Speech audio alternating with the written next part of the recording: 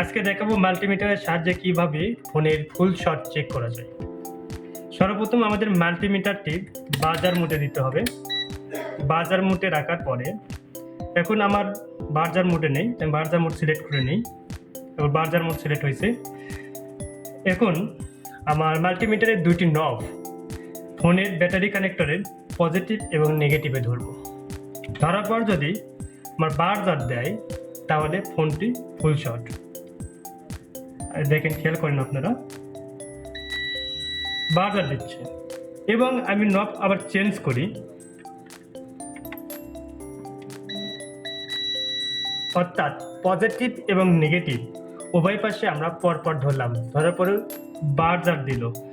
এই বাজার যদি দেয় তাহলে ফোনটি শর্ট, অর্থাৎ আমাদের এই ফোনটি ফুল শট। এটি হলো মাল্টিমিটারের দ্বারা ফোনের শট চেক করার উপায়।